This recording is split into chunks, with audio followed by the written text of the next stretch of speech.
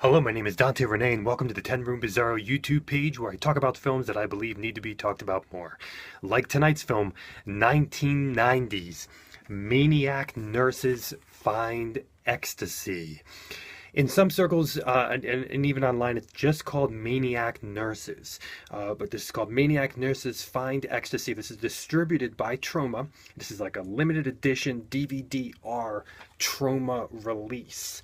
Troma released a bunch of their films on these limited edition, quote-unquote, DVD-Rs with great artwork and covers and cases and everything else.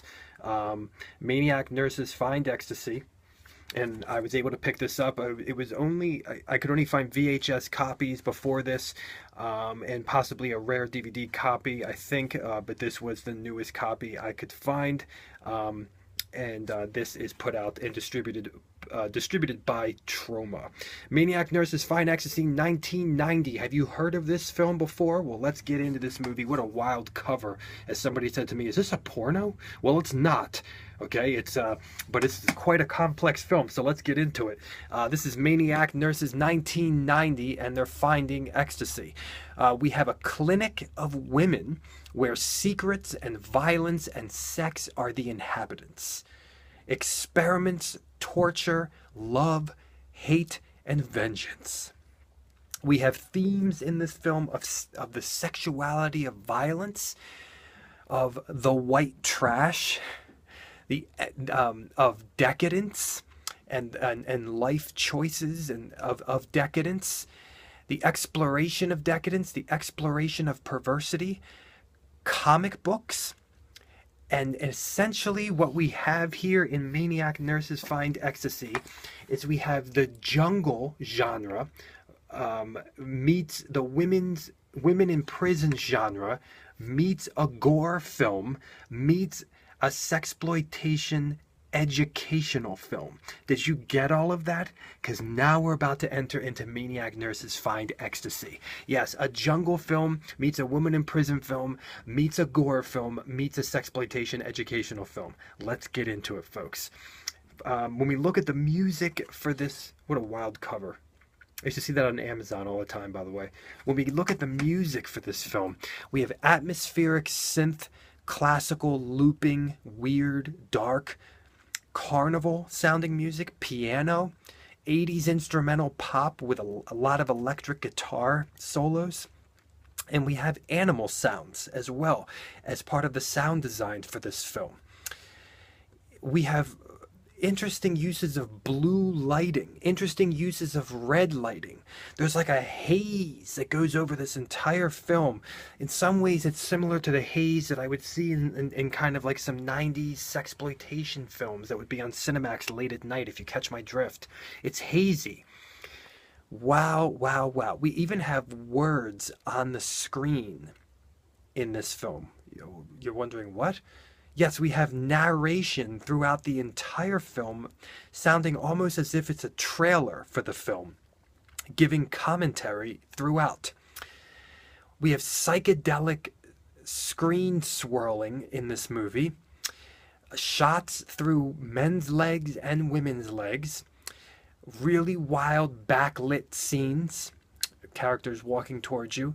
We even have mathematical equations written on the screen, and in a very unique ending title sequence that involves things that involves fading to black and photography from the film in a way that I've never really seen done before. Simplistic, but very creatively unique. This film has, I gotta tell you, it has quite the violence in this movie. As I said, it's somewhat of a gore film, genre-wise, or meets that at least. We have cannibalism, we have surgery, we have heads being blown off, we have kidnapping, we have impalement. I mean, this is a gory film. It's a violent film, especially for being so low budget with the special effects. It is gory and violent. We have a neck slicing scene during a surgical procedure that is very disturbing in the way that it was shot, very intense. Bloody. We have self-flagellation. We have drug use with needles. We have strangulation. We have whipping. We have feet getting cut off. We have insane gun violence in this film, automatic weapons. It's a wild, wild movie. We even have babies born with Elvis tattoos. Yes, are you getting all of this? This is wild, wild stuff. Now we have brief full nudity in this film, but it's mostly topless nudity. But I would say that this film's sexuality is heavy duty on lingerie. Heavy duty on lingerie. Garters, panties, bras, lots of lingerie. There's wrestling with the girls. Lots of thighs and butts in this film. Lots of thighs and butts. Short shorts, feet, incest, and folks, girls with machine guns. You know, there was a Cramp song, Bikini Girls with Machine Guns, I believe it was called, the band The Cramps. If you like girls with machine guns, this is definitely a film for you. We have some twists and turns in this film in the storyline. The lead girl, played by Susanna McKay, her character's name is Sabrina, and this is her actually right here. Really loved her. And she hasn't done anything else. I looked her up on IMDb. The girl hasn't done anything else.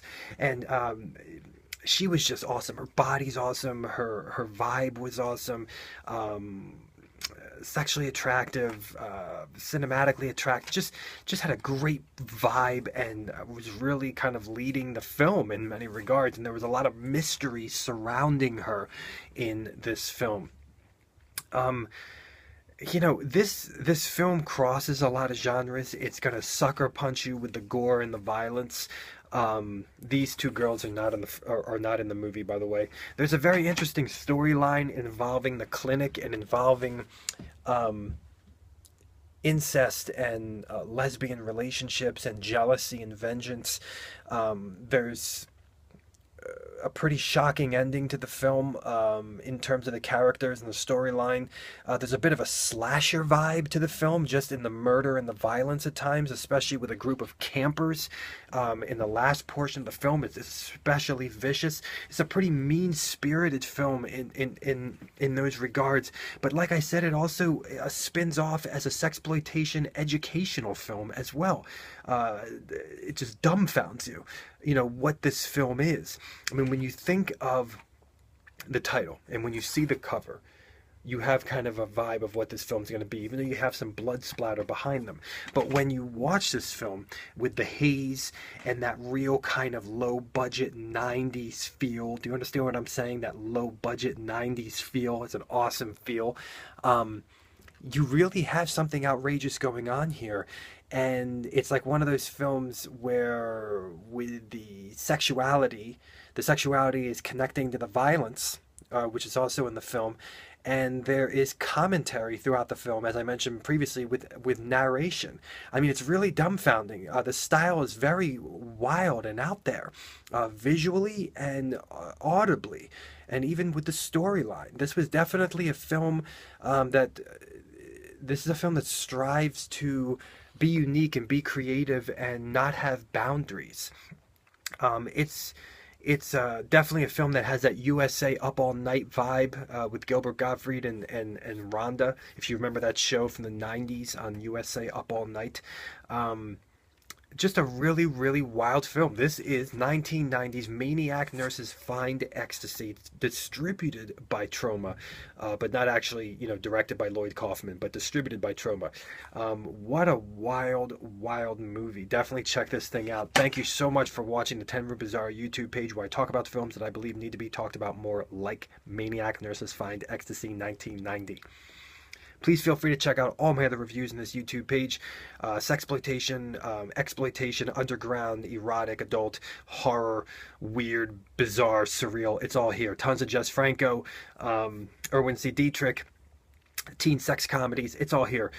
Anything I feel that needs to be talked about more. Please feel free to also check out my Facebook page where I feature actresses from these films, unknown people that I feel need to get known more, and that Facebook page is on the YouTube channel main page. Thank you so much, and have a good night.